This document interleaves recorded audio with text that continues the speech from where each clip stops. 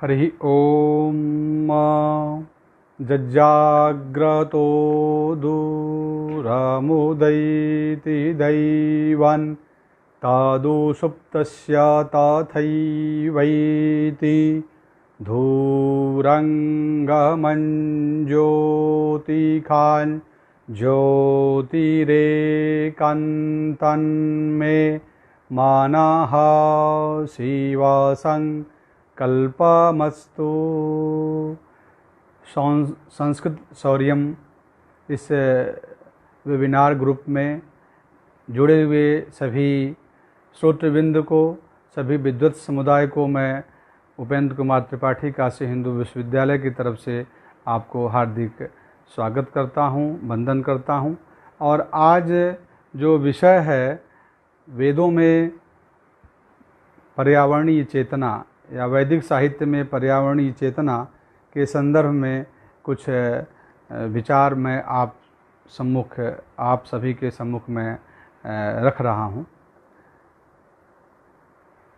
वेदोखिलो धर्म मूलम, वेद समस्त धर्मों का मूल और आदि नित्य ज्ञान परंपरा का शास्त्र है, जिसके महत्व के संदर्भ में अनेकानेक ऋषियों के द्वारा उसके महत्व का प्रतिपादन किया गया है।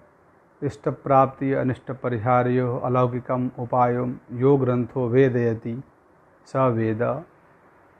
इष्ट की प्राप्ति, अनिष्ट का परिहार, अलौकिक उपाय जिस ग्रंथ के द्वारा जाना जाता है उसे हम वेद कहते हैं।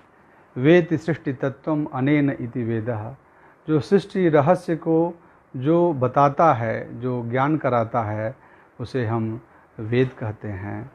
अनेकानेक इनके महत्व के संदर्भ में विचार चिंतन हमें प्राप्त होते हैं। प्रश्न उठता यह है कि क्या वेदों में पर्यावरण के विषय या पर्यावरण के चेतनीय जो बिंदु है, क्या उसमें दिग्दर्शित होते हैं? तो मेरा यह कहना है या मानना है कि वेद जो है वह समस्त सृष्टि के रहस्यों को बताने वाला ज्ञान शास्त्र है। इसीलिए इसे सर्व ज्ञानमयो हिषः कहा गया। उसमें वेदों में पर्यावरण के शब्द भले नहीं प्राप्त होता है, लेकिन जो उसके जो विषय हैं वह पग पग पर हमें दिग्दर्शित करते हैं। क्योंकि वैदिक ऋषियों का जो चिंतन रहा है वह प्रत्येक जड़ में चेतनत्व की दृष्टि रही है। ईशावास्यमिदं सर्वं यद किंच जगत्याम जगत तेन त्यक्तेन भुंजीथा मा गृधः कस्य सिद्धनम। अर्थात प्रत्येक पदार्थ में ईश्वर की सत्ता है और उसको हम त्यागपूर्वक उसका उपभोग करें, यह ईशावास्योपनिषद का संदेश है, यह वैदिक संदेश है। निरुक्तकार ने अभिमानी व्यपदेशस्तु कह करके प्रत्येक जड़ में देवत्व की जो अवधारणा को बताया है, जिसके माध्यम से हम संस्कारित होकर के प्रत्येक प्रकृति के सभी स्थावर जंगम में देवत्व के चेतन की दृष्टि से हम उनके साथ व्यवहार करते हैं।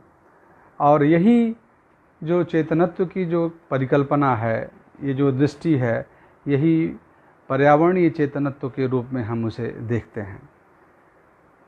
चूँकि यह विषय के क्रम में, व्यापक व्याख्यान के क्रम में इस पर चिंतन करना है, तो मैं बिंदुवार इन विषयों को आपके सम्मुख रखने का प्रयास कर रहा हूँ।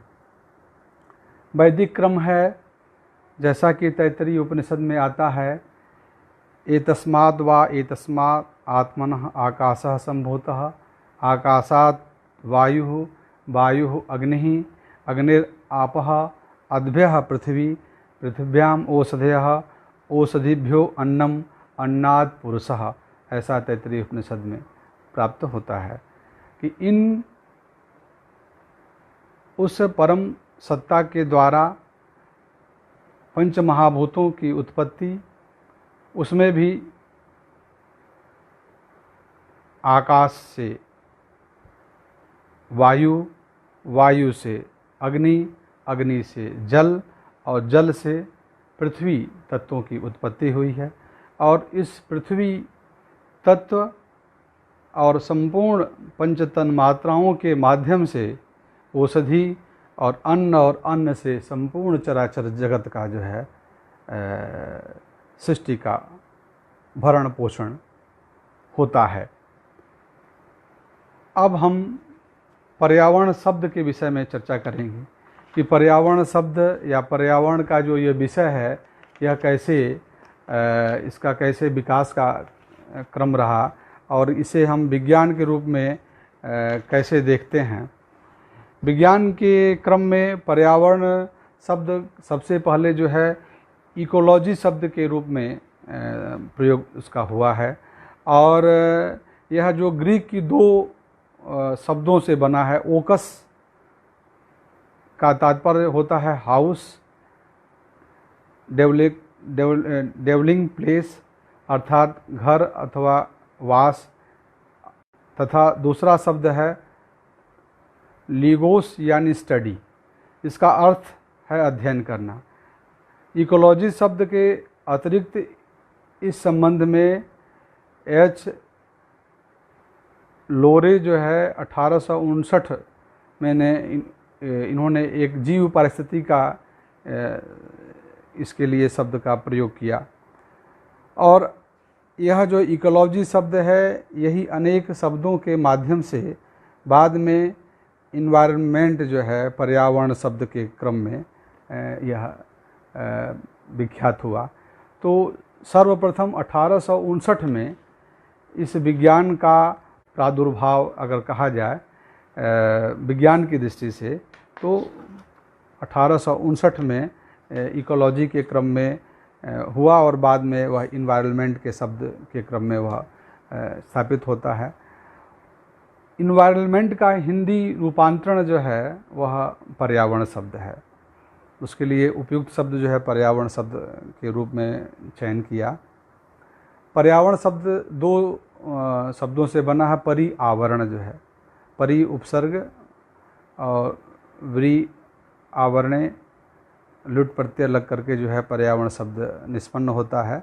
इसका तात्पर्य यह है कि परि का अर्थ होता है चारों तरफ, आवरण अर्थात पंच महाभूतों का जो आवरण है, यह संपूर्ण सृष्टि के क्रम में यह ही हमारा पर्यावरण है।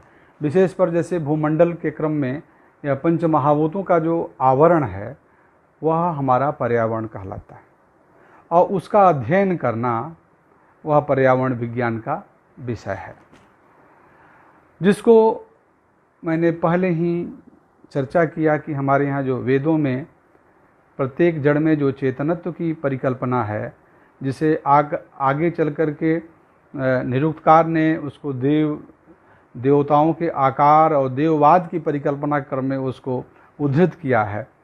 अभिमानी व्यपदेशस्तु, माने प्रत्येक जड़ जो दिखाई पड़ने वाला जो पदार्थ है उसमें भी एक चेतन तत्व है, और वह चेतन तत्व उसका मूल तत्व है। वह जड़ दिखाई पड़ता है, लेकिन उसके आंतरिक दृष्टि से अंदर जो है वह जो देव तत्व है या चेतन तत्व है, वह ही उस पदार्थ के स्वरूप को पूर्ण रूप से आंतरिक दृष्टि से परिलक्षित कराता है। हमारे यहाँ ऋषियों ने जो भारतीय जीवन शैली हमें दी, वह पूर्ण वैज्ञानिक क्रम में रही है। यह लगभग 600-700 वर्षों का जो कालखंड विशेष रूप से भारत के मुगल काल बाद का ब्रिटिश काल कहा जाए, इसमें हम अपनी जड़ों से कटते गए, और उस कटने का कारण और आधुनिक जो पाश्चात्य विज्ञान का जो या सभ्यता का जो प्रभाव हमारे संस्कृति पर पड़ी, उससे भी विशेष रूप से यह संकट गहराता गया। और यह मैं तो यह कहूँ कि पर्यावरण का जो प्रदूषण की जो समस्या है वह केवल भारत की ही नहीं, यह एक वैश्विक समस्या है और उसका एकमात्र निदान जो है वह वैदिक चिंतन परंपरा से ही संभव है। क्योंकि जो विज्ञान का जो मॉडल है, विकास की जो मॉडल है, वह आधुनिक विज्ञान पर आधारित है, जिसमें प्रकृति को चेतन के रूप में नहीं देखा, उसको एक जड़ के रूप में और हमारी निरंतर आवश्यकताओं का विकास और उनका हम निरंतर दोहन करते रहे। निरंतर दोहन करने का परिणाम ये हुआ कि हम उससे कटते गए और प्रकृति में अनबैलेंस स्थापित हुआ, जिसके कारण से तरह तरह के व्याधियाँ, तरह तरह के अन्न में दोष हो गए। हम आज सबसे बड़ा जो समस्या है वह जो अन्न खाते हैं वह भी पूर्ण रूप से शुद्ध अन्न नहीं है। जो हम जल पीते हैं वो भी पूर्ण रूप से शुद्ध जल हमें नहीं मिल रहा है। तो गांव-गांव में अब बिस्लरी का बोतल जो है वहाँ पर भी दिखने लगा है। तो यह जो विकास की जो दौड़ रही, इस दौड़ ने एक तरह से हम भौतिक दृष्टि से तो तात्कालिक दृष्टि से हमें लाभ दिखाई पड़ा, लेकिन स्थायी तो इसके क्रम में हमें नहीं मिला। तो जो विकास का जो रोल मॉडल होना चाहिए वह वैदिक आधारित होनी चाहिए, जिसमें कि वह संपोष से विकास की बात करता है, सस्टेनेबल डेवलपमेंट की बात करता है। ऋषि कहता है, दे हिमे ददामिते निमे धे ही निते दधे निहारं च हरासि में निहारं निहराणिते स्वाहा। तुम हमें विहित हविरान्न दो तो तुझे मैं वृष्टि प्रदान करूँगा। आदान प्रदान रूपी जो सृष्टि है वह ऋषि या यह जो जड़ भी हमसे, जड़ दिखने वाले जो चेतन तत्व हैं वह हमसे अपेक्षा करते हैं, तुम मुझे दो तो मैं तुझे दूंगा। तो प्रकृति का हम निरंतर दोहन करते रहे और हम प्रकृति को कुछ वापस लौटाने का जो हमारी वैदिक जीवन शैली में जो जीवन शैली बताई गई उससे हम करते रहे, जिसका नतीजा आज पर्यावरण प्रदूषण की विभीषिका से अनेकानेक उसके कुप्रभाव दिखता है। पर्यावरण विज्ञान या पर्यावरण प्रदूषण की जो विभीषिका है वह बहुत व्यापक रूप में है, जो हमारे संपूर्ण सृष्टि को प्रभावित की हुई। उसको हम एक छोटे रूप में नहीं दे सकते हैं। पंच महाभूतों का जल प्रदूषण, वायु प्रदूषण, आकाश प्रदूषण, लेकिन उसको देखेंगे तो आप शताधिक ऐसे जो उसके अनेक घटक हैं जो वह प्रदूषित हुए हैं, और उनका मूल कारण है कि हमारी जीवन शैली और हमारा चिंतन और हमारी विकास की अवधारणा। पहले सबसे बड़ा कि हमारा जो चिंतन है वह चिंतन ही सही होनी चाहिए, और जैसा चिंतन होगा वैसे ही हमारा विकास का मॉडल भी बनेगा। तो विकास का मॉडल ही हमारा जो विज्ञान की जो विकास की मॉडल वर्तमान में या जो अभी दिखती है, वह विज्ञान भी अब मानने लगा है। पाश्चात्य जगत के जो भी वैज्ञानिक हैं अब इस चीज़ पर विचार करने लगे हैं कि यह जो विकास की जो अवधारणा है यह स्थायित्व नहीं है। स्थायित्व के लिए हमें पुनः वैदिक संस्कृति की ओर जानी पड़ेगी। तो उस क्रम में मैं पर्यावरण सतत विकास की चर्चा करूँगा। पर्यावरण सतत विकास क्या है?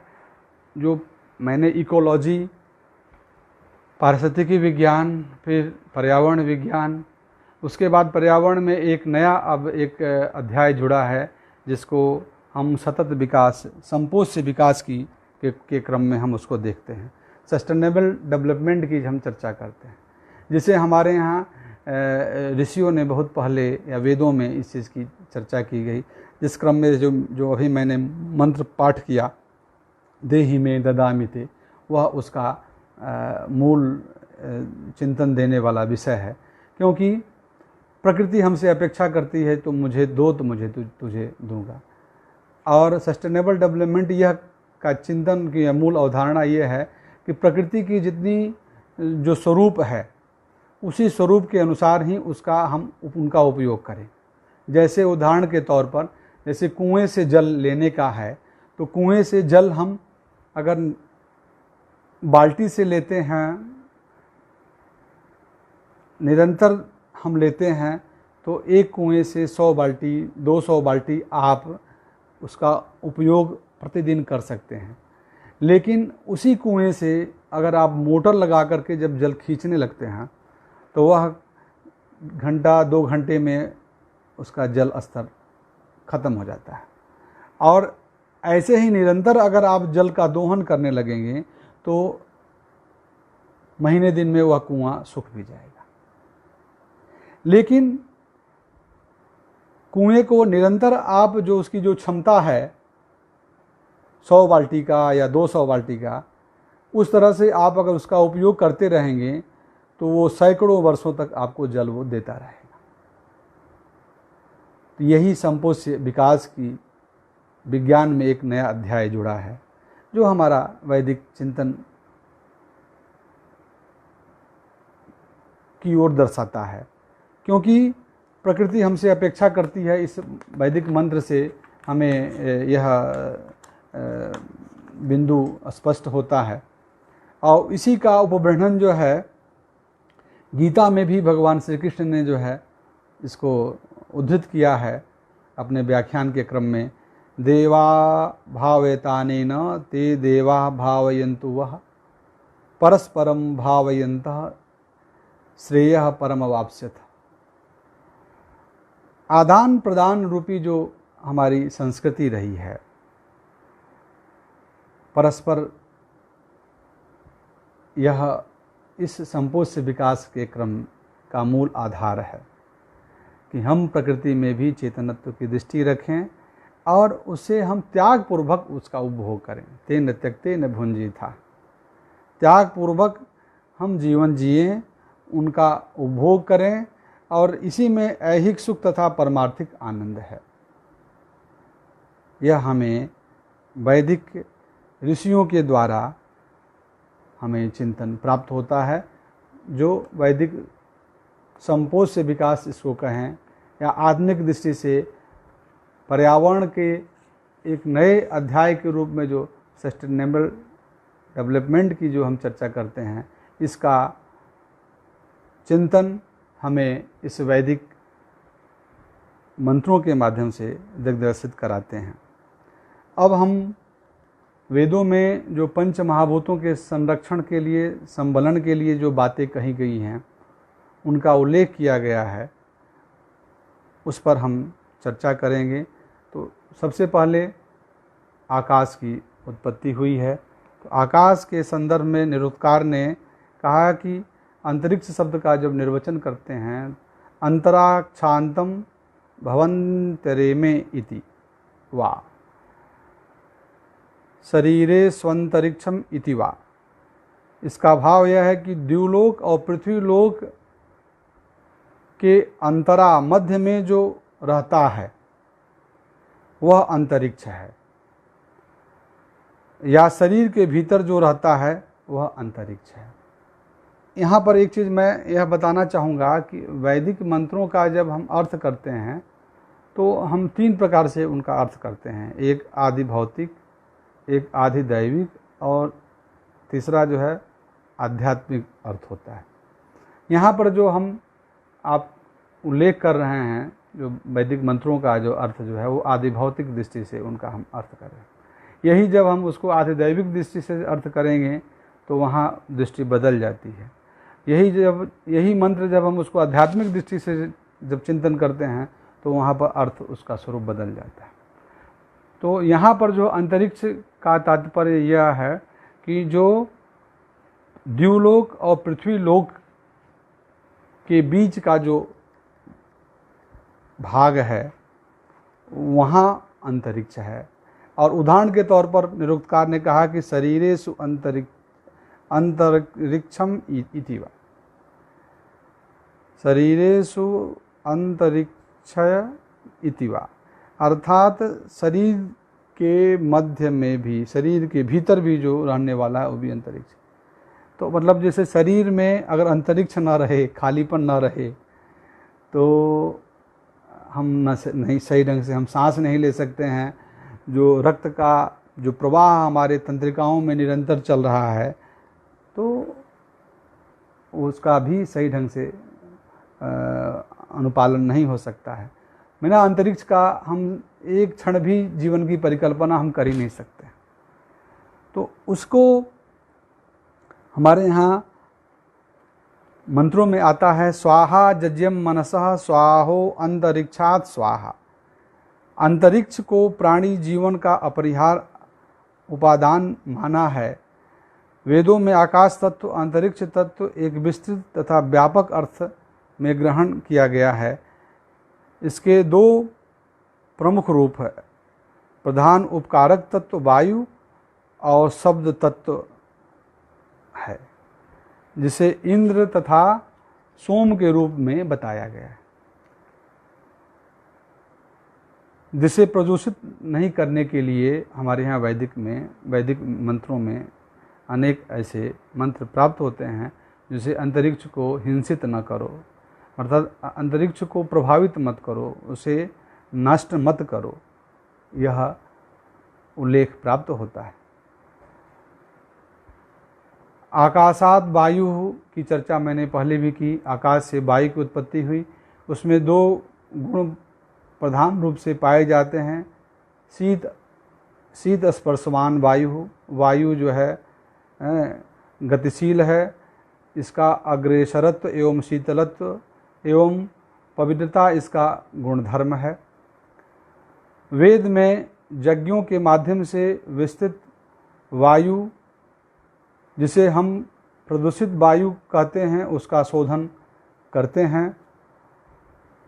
वैदिक मनीषियों तथा आधुनिक वैज्ञानिकों के दृष्टि में यज्ञ कार्य के द्वारा जो है इकोलॉजिकल साइकिल है। यज्ञ क्या है? वो इकोलॉजिकल साइकिल है, वह संतुलन चक्र को व्यवस्थित करता है। आगे हम उस पर चर्चा करेंगे कि यज्ञ का क्या वैज्ञानिक महत्व है।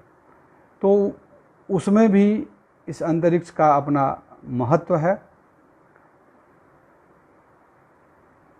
और यज्ञ में एक मंत्रांश आता है, वाताद आरभे स्वाहा, अर्थात वायु की अनुकूलता से हम यज्ञ करते हैं। तो देखिए, आकाश के बाद फिर वायु का क्रम आता है। वायु को भी हम प्रदूषित न होने दें, उसके संरक्षण करने की बात हमारे यहाँ कही गई। वायोरग्नि अग्नि अग्रणी भवति, सभी कार्यों में अग्नि की प्रधानता हमारे यहाँ वेदों में बताई गई है। इसका क्या है? पावकत्व धर्म है। पावयति पावकः, यह सभी प्रदूषणों का शोधन करता है। यज्ञ का तो यह प्रमुख साधन है। इसके 3 गुण हैं। इसे पुरोहित भी कहते हैं, जो सबका हित करे। पुरोहित शब्द का अर्थ है जो सबका हित करे।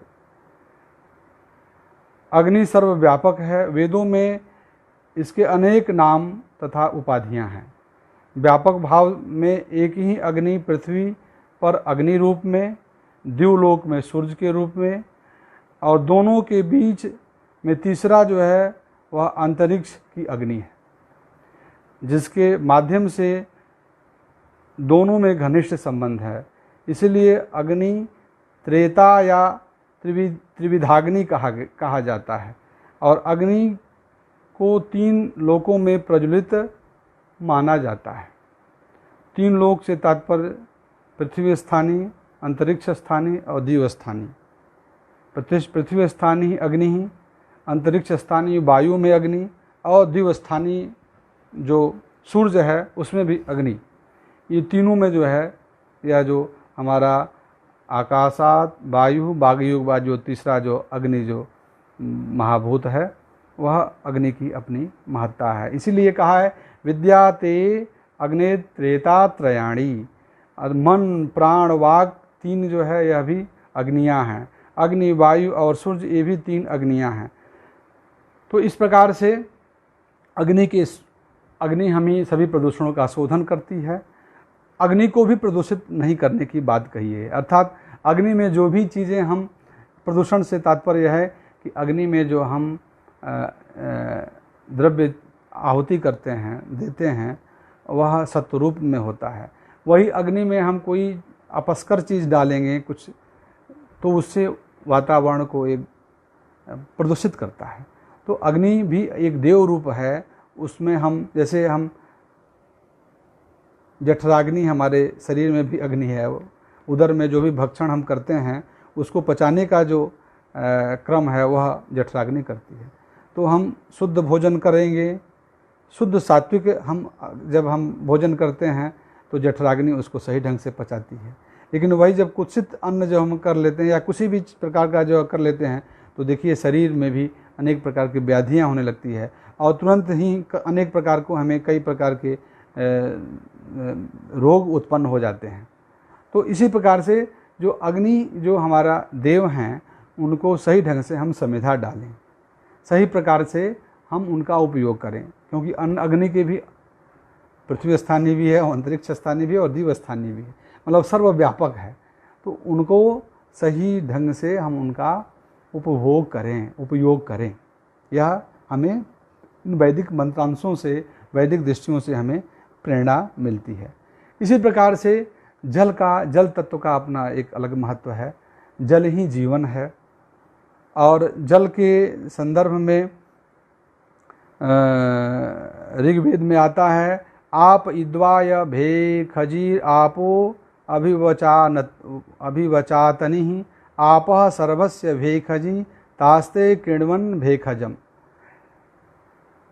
हम सब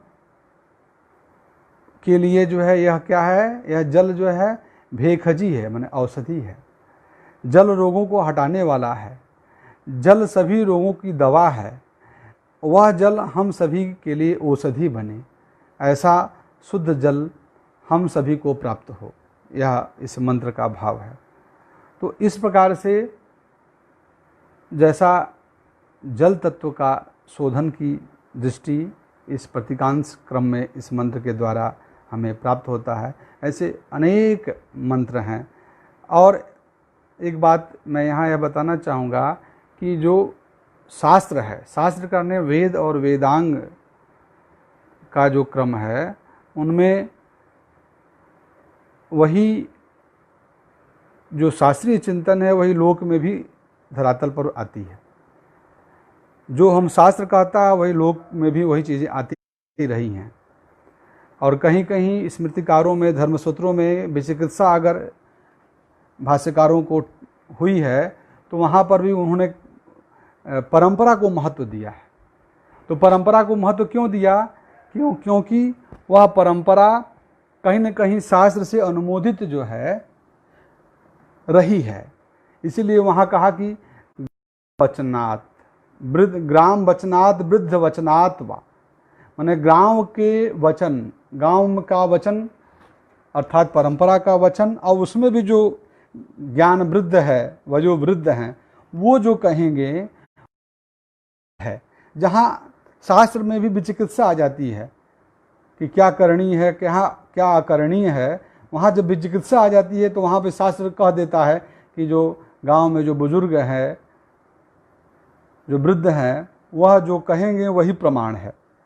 तो हमारे कहने का तात्पर्य यह है, जो वैदिक मंत्र हैं, यह वैदिक मंत्र ये प्रतीकात्मक क्रम में है, और यह प्रतीकात्मक क्रम जो शास्त्र है वही वेदांगों के क्रम में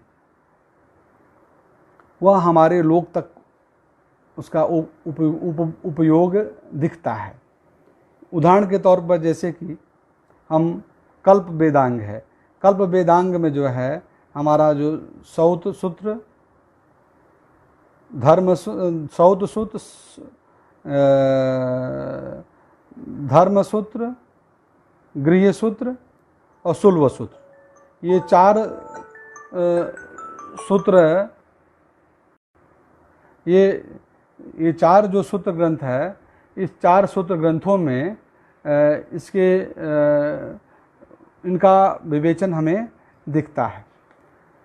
तो आगे पंचमहाभूतों में मैं पृथ्वी तत्व की चर्चा करूँगा। पृथ्वी के हमारे यहाँ अथर्ववेद में पृथ्वी सूक्त ही है, और वहाँ कहा गया है माता भूमि पुत्रो हम पृथिव्या। पृथ्वी हमारी माता है और हम उसके पुत्र हैं। जो यहाँ जो मातृत्व जो भाव है, जो मातृत्व जो भाव जो हमें प्राप्त होता है, वह भी हमें वेदों के दृष्टि से होता है। तो इस प्रकार से पृथ्वी को भी प्रदूषित नहीं करने की चर्चा हमारे यहाँ वेदों में बताया गया है। देखिए, स्थूल रूप में पृथ्वी का अभिप्राय धरित्री से है, लेकिन व्यापक रूप से इसका अभिप्राय पंचभूत जनित पूरी सृष्टि से है, क्योंकि पंच महाभूतों के गुण जो है शब्द, स्पर्श, तेज, रस एवं गंध इसमें विद्यमान है। किसमें? पृथ्वी में जो है। इसलिए पंच महाभूतों का प्रतिनिधित्व जो है वह पृथ्वी तत्व करता है।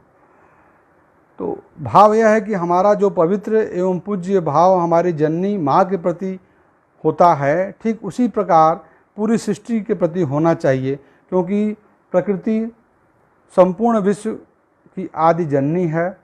जैसा माता बाल्यकाल में हमारा पोषण करती है और पुत्र माता का वृद्धावस्था में संरक्षण करता है, उसी प्रकार प्रकृति हमें उत्तम प्राणवायु, अमृततुल्य जल, पृथ्वी में हमें विभिन्न प्रकार के अन्न पदार्थ, अग्नि से उदाप्त पदार्थ हमें देते हैं। हमें उस प्रकृति का आवश्यकता अनुसार उपयोग करके उनके संरक्षण एवं संवर्धन करने चाहिए। एक विषय आजकल विज्ञान के क्रम में बहुत ही महत्वपूर्ण आ रहा है, जलवायु परिवर्तन एवं प्रदूषण निदान। जलवायु प्रदूषण एवं प्रदूषण निदान का जो वैदिक दृष्टिकोण क्या है, उस पर मैं यहाँ पर कुछ चर्चा करना चाहूँगा। देखिए, आज जो जलवायु परिवर्तन जो हो रहा है, और उसके कारण से अनेक प्रकार से समस्याओं का सामना करना पड़ रहा है, अनेक प्रकार की व्याधियाँ उत्पन्न हो रही हैं, और इस तापमान से जो है सारे प्रकृति के हमारे जो पदार्थ, बहुत से ऐसे जीव हैं जो नष्ट हो जा रहे हैं, और उसका प्रभाव व्यापक अर्थ में है। तो उसे मुझे लगता है वैदिक जीवन शैली है, जो वैदिक जीवन शैली में जो हमें जीवन जीने की जो दृष्टि बताई गई है, उसके माध्यम से हम यह जो जलवायु परिवर्तन में जो विसंगतियाँ आ रही हैं उसको हम दूर कर सकते हैं। देखिए, मैंने कहा ना कि देवत्व की जो अवधारणा है वह हमारे मन मस्तिष्क से में शुरू से ही संस्कारिक क्रम में हमें जीवन शैली के माध्यम से जन्म लेते हुए बच्चे को उस प्रकार से संस्कार दिए जाते हैं, और वही रहती हैं। हाँ, अभी नेटवर्क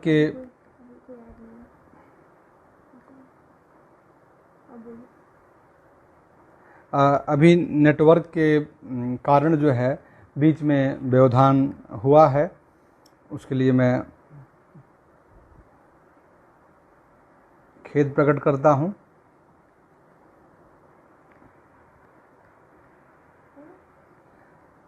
आगे मैं अपनी बातों को दोहराते रहूँगा।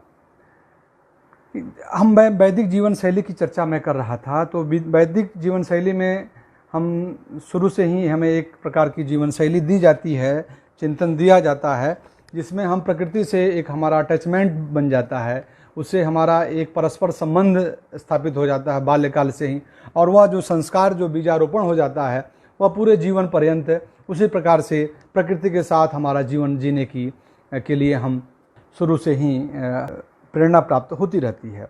उसी प्रकार जैसे मैंने बताया कि सुबह उठते ही पृथ्वी माता का स्पर्श करते हैं और पाद स्पर्शम क्षमस्व में की भाव को हम वहाँ पर बताते हैं। वेदों के अलावा साहित्य में भी आप अभिज्ञान शाकुंतलम में पढ़ते हैं कि शकुंतला का जब विदाई होता है तो किस प्रकार से वहाँ पर कालिदास जी ने प्रकृति प्रेम को किस प्रकार से दर्शाया है। और शकुंतला वृक्षों के प्रतिदिन प्रातः जल देने के बाद ही वह जल ग्रहण करती थी। तो इसका चिंतन, ये सब हमें वैदिक जीवन दृष्टि का ही प्रभाव है। वहाँ श्लोक है, आप सभी संस्कृतज्ञ हैं, आप सब जानते हैं, पातुम न प्रथमं व्यवस्थिति जलम युष्मा स्वपीते सुया नाधत्ते प्रियमंडनापि भवतां स्नेहे नया पल्लवम आद्ये वह कुसुम प्रसूति समये यस्या भवत्युत्सवः सेयम याद शकुंतला प्रतिगृहम सर्वैरनुज्ञायता। तो इस प्रकार का जो चिंतन दृष्टि, भारतीय जीवन चिंतन दृष्टि हमें जो दिखती है, वह उसका मूल आधार जो है वह हमें वैदिक जीवन शैली से ही हमें अभिप्रेत होती है, जिसमें हम नित्य जो कर्म करते हैं, संध्योपासन करते हैं, अग्निहोत्र करते हैं, पंचमहाभूत करते हैं। पंचमहाभूत जो भी एक यज्ञ है और वह एक संपूर्ण प्रकृति का यज्ञ है, पर्यावरण को संपोषित करने का यज्ञ है, जिसमें हम ब्रह्म यज्ञ करते हैं। ब्रह्म यज्ञ में हम स्वाध्याय करते हैं। पितृ यज्ञ से हम पितरों को हम याद करते हैं और पितरों के साथ साथ यक्ष, राक्षस, गंधर्व सबको हम जल देते हैं, उनको तृप्त करते हैं। उनसे जो एक अटैचमेंट, जो एक परस्पर जो एक जो संबंधों को का जो एक भाव उत्पन्न होता है, वह हमें पितृयज्ञ से, भूत यज्ञ से हम सभी समस्त प्राणियों को जो है, हम कुत्ते को, चिट्टी को, पक्षियों को जल देते हैं। उनको रोज भोजन देने की बात हम भूत यज्ञ में कहते हैं। नृयज्ञ कहा गया है। फिर इसी प्रकार आतिथ्य यज्ञ जो है, यह हमारे पंच महायज्ञ जो है वह नित्य प्रत्येक गृहस्थ को करना चाहिए। और जितने भी हमारे व्रत, पर्व, उपासना आदि हैं, यह सभी हमें वैदिक जो चेतनत्व की जो कंसेप्ट है, वैदिक जो पर्यावरणीय जो कंसेप्ट है, जो वृक्षों की पूजा करने की प्रतिभाव उत्पन्न कराता है। नदियों को माता के रूप में, गंगा माता, प्रत्येक नदी गांव क्षेत्र में, हर क्षेत्र के क्रम में संकल्प आदि में हम नदी का नाम लेते हैं, उनका हम पूजन करते हैं। कोई भी हम संस्कार करते हैं तो उस नदी का हम जल लेते हैं, उस नदी को हम नदी का पूजन करते हैं, ग्राम देवता का पूजन करते हैं। तो इसके अंदर जो सूक्ष्म भाव जो छिपा हुआ है वो ये है कि वो चेतनत्व को हम पूजते हैं। और चेतनत्व को पूजने का जो मूल जो दृष्टि है वो यही है कि हम पर्यावरण को एक तरह से संपोषित करते हैं। अगर हम उसको देवत्व के क्रम में हम जब चिंतन करते हैं तो उसके साथ हम छेड़छाड़ नहीं करेंगे, उसके प्रति हम देवत्व के भाव रखेंगे और उसी प्रकार से हम आचरण करेंगे, जिससे हम प्रकृति का संरक्षण और संवर्धन होता रहे। तो समय कम है, बीच में व्यवधान भी हुआ, लेकिन मैं आगे इस पंच महायज्ञ का भी बहुत व्यापक क्रम में, अग्निहोत्र आदि के क्रम में बहुत व्यापक विषय है। मैं संक्षेप में यह बताया कि वैदिक जीवन शैली के माध्यम से हम प्रकृति का जो वर्तमान में जलवायु परिवर्तन की जो विभीषिका है उससे हम बच सकते हैं।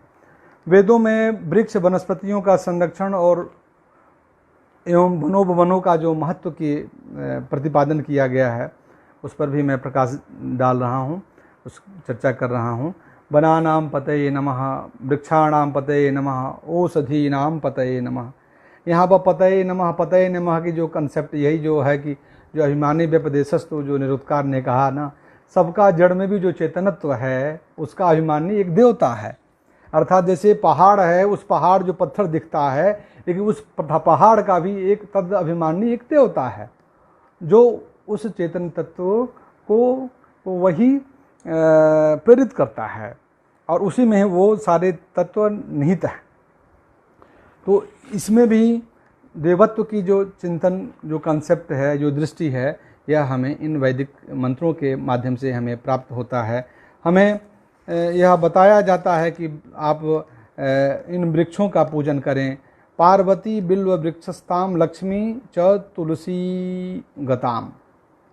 यहाँ पर लक्ष्मी का जो है निवास जो है वह बिल्व पत्र में है, और तुलसी पत्र में जो है लक्ष्मी, पार्वती का जो है वो बिल्व पत्र में, और लक्ष्मी का जो है वह तुलसी पत्र में जो है।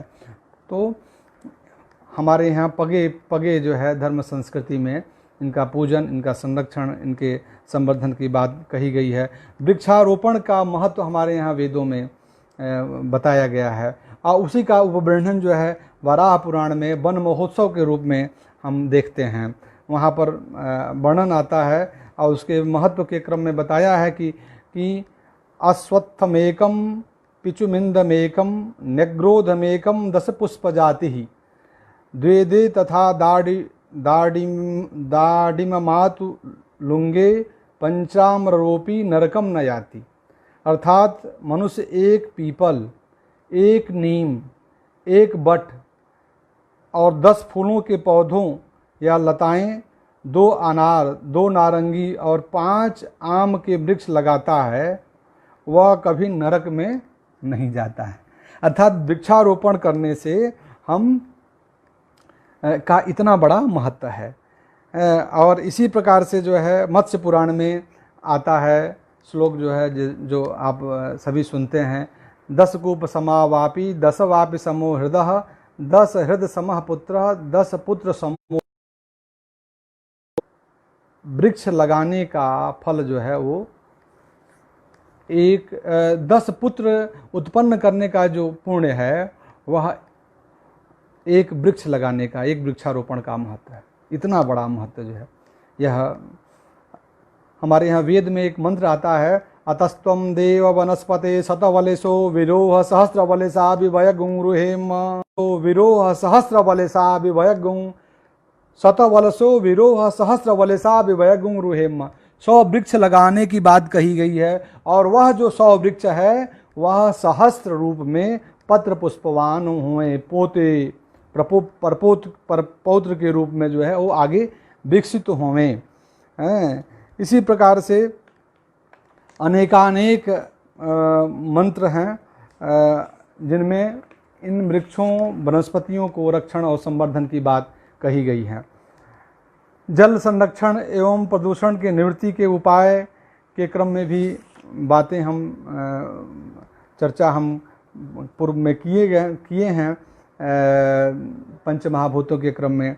वहाँ पर मंत्र के क्रम में आता है, सुमित्रियान आपो खदयः सन्तु दुर्मित्रियान तस्मै सन्तु जोस्मान दृष्टि जंच वयन दिखमः। जल के लिए शुभकर हो, रोग निवारण उत्तम जल के लिए शुभकर हो, सूर्य की किरणें ऊपर जाने वाले जल के लिए शुभकर हो, स्थिर जलों के लिए यह शुभकर हो, वर्षा से गीला करने वाले जलों के लिए यह शुभकर हो, धारण करने योग्य जलों के लिए शुभकर हो, वायुस्थ अथवा मध्यस्थ जलों के लिए शुभकर हो। अर्थात स्वाहा शब्द जो है सुंदर इष्ट को प्राप्त करने के अर्थ के लिए हमारे यहाँ वेदों में चर्चा किया गया है। अद्भ्यः स्वाहा, वार्भ्यः स्वाहा, कायः स्वाहा, तिष्ठद्भ्यः स्वाहा। इस प्रकार से स्वाहा, कूप्याभ्याम स्वाहा, सुद्भ्याम स्वाहा, घर्म्याय स्वाहा, समुद्राय स्वाहा इत्यादि इन विषयों का वर्णन हमें प्राप्त होता है। सृष्टि संरक्षणार्थ वैदिक यज्ञ का क्या महत्व है, इस पर मैं चर्चा करना चाहूँगा, क्योंकि यह मूल विषय है। क्योंकि वेद में सर्वाधिक मंत्र जो है वो कर्मकांड के हैं। 1 लाख मंत्र जो हैं उनमें 80,000 मंत्र जो है आपको जो है वो यज्ञ परक ही है। कर्मकांड से तात्पर्य वहाँ यज्ञ से ही है। यज्ञ, तो यज्ञ में, और हमारा जो संपूर्ण चराचर जगत की जो सृष्टि है वो अग्निशोमात्मक जगत से है, अग्निशोमात्मकम जगत से जो है यह संपूर्ण सृष्टि है। आधुनिक विज्ञान में जो है इसको हाइड्रोजन एवं ऑक्सीजन के रूप में इन दोनों तत्वों को देखता है। उसके क्रम में मैं यहाँ कहना चाहूँगा कि हमारे यहाँ कहा कि निकामे निकामे न पर्जन्यो वर्षतु फलावत्यो न ओषधयः, अर्थात समय समय पर जो है वृष्टि की बात कही गई है। जो हमें प्रकृति के लिए अनुकूल जो समय हो उसी समय यह वृष्टि होना चाहिए, और उसका उपवर्णन जो है हमारे स्मृतियों में भी प्राप्त होता है। अन्नाद, गीता में भी भगवान कहते हैं अन्नाद भवन्ति भूतानि पर्जन्यात् अन्न संभवः यज्ञात् भवन्ति पर्जन्यो यज्ञः कर्म समुद्भवः, और मनुस्मृति में ही उसका उपवर्णन मिलता है। अग्नौ प्रस्ताव होती सम्यक आदित्यमुपतिष्ठते आदित्या जायते वृष्टिर वृष्टिरन्नम तथा प्रजा, मतलब विधि पूर्वक दी हुई जो अग्नि में जो आहुति है वह आदित्य मंडल को जाता है, और आदित्य से जो है वृष्टि, और वृष्टि से अन्न, और अन्न से प्रजा का पोषण होता है।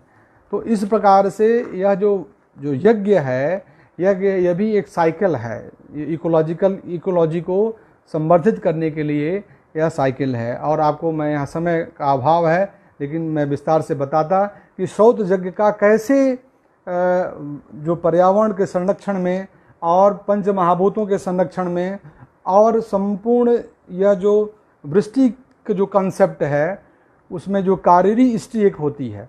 अगर वृष्टि न हो तो हम कारीरी इष्टि करें तो हम जल की वृष्टि होगी, और इसका हम लोगों ने इसका प्रयोग भी यहाँ पर आज से 20 वर्ष पहले प्रोफेसर हृदय रंजन शर्मा गुरुजी के निर्देशन में हम लोगों ने किया था, और वृष्टि हुई, कारीरी इष्टि हम लोगों ने की थी।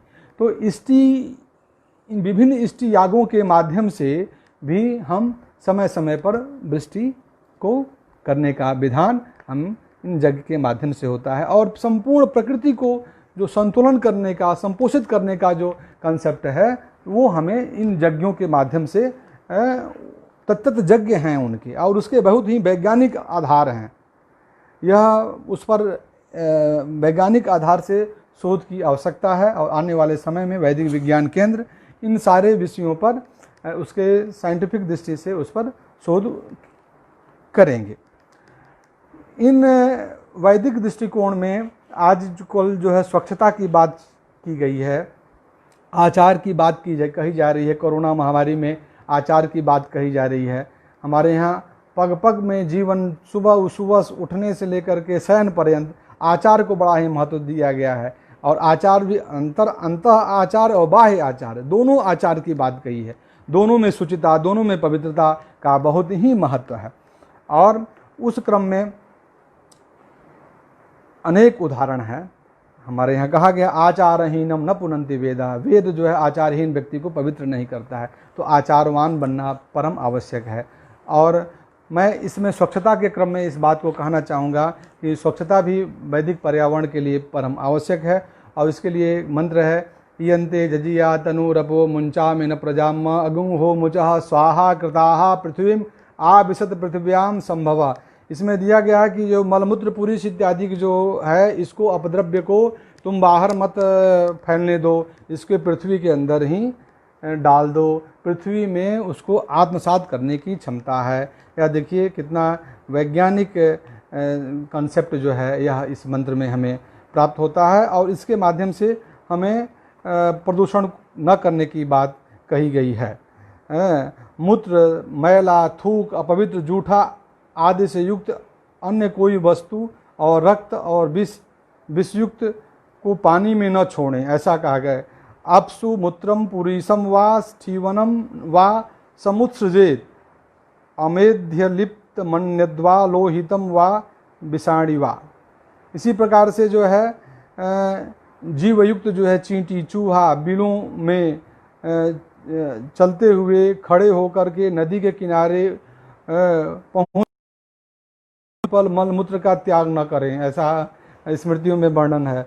न ससत्वेषु गर्तेषु न गच्छानपि च स्थितः न नदी तीरमासाद्य न च पर्वत मस्तके। तो इस प्रकार का जो आचार विचार में जो हमारा चिंतन वैदिक दृष्टि से, वैदिक और वेदांगों में उसका वर्णन जो हमें प्राप्त होता है, वह पग पग पर हमें स्वच्छता और पर्यावरणीय चिंतनों को की ओर हमें प्रेरित करता है, उसको आत्मसात करने के लिए। आज जो हमें पर्यावरणीय क्रम में जो है, मुझे एक लगता है कि जो जैसा हम अन्न खाते हैं वैसा ही हमारा मन होता है, वैसा ही हमारा शरीर होती है, वैसे ही हमारी चिंतन भी होती है।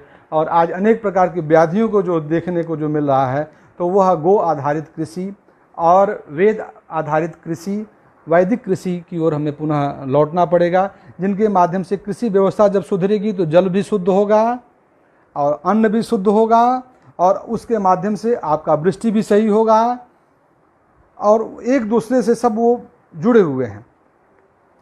और इस संदर्भ में जो है अन्न का तो हमारे यहाँ ही बढ़ा है, अन्नम वै सर्वेषां भूतात्मा अन्नम जीवनम हृद सर्वसम अन्नम प्राणमन्नमयम आहु अन्नम ब्रह्मेति बेजानात।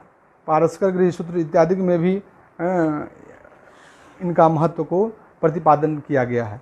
समय का अभाव है और मेरा समय हो भी गया है, लेकिन मैं बीच में कुछ समय के लिए व्यवधान हुआ था, उसको मैं यहाँ पर उसको मैं यहाँ समय को यहाँ पर लेना चाहूँगा। कुल मिलाकर के जो हमने बात बताई, पर्यावरण के संरक्षण के लिए जो वैदिक जीवन दृष्टि, पंच महाभूतों के का संरक्षण संवर्धन, जगीय सृष्टि और जगीय परंपरा के माध्यम से सृष्टि का संरक्षण, गो आधारित कृषि व्यवस्था, यज्ञ आधारित हमारा वृष्टि का संकल्पना, इनके पीछे जो मूल जो आधार है वह मानस सम्मार्जन और विश्व शांति के माध्यम से हम पर्यावरण की स्थापना कर सकते हैं। क्योंकि जब तक हमारा मन जब तक शुद्ध नहीं होगा, लेकिन ये तब शुद्ध होगा जब ये सब सही होगा, तब मन भी शुद्ध होगा।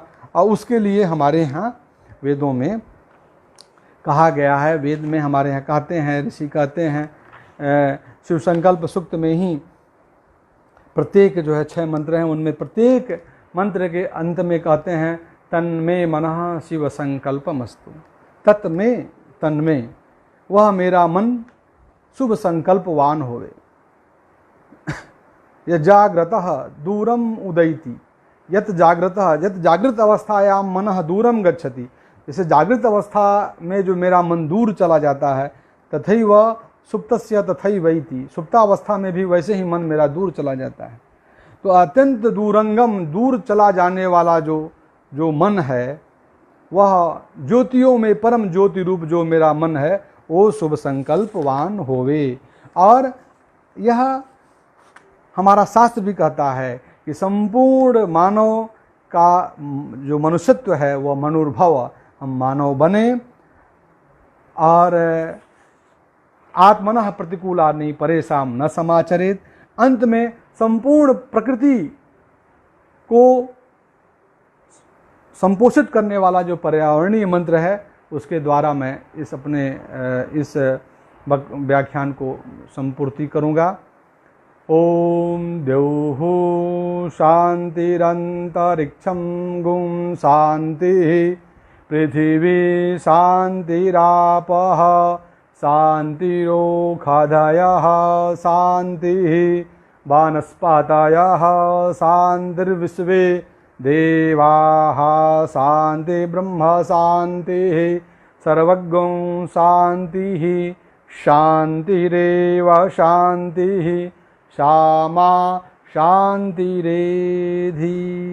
संपूर्ण प्रकृति की साम्यावस्था के लिए इसमें ऋषि प्रार्थना करते हैं। मैं यहीं पर अपने वाणी को विराम देता हूँ।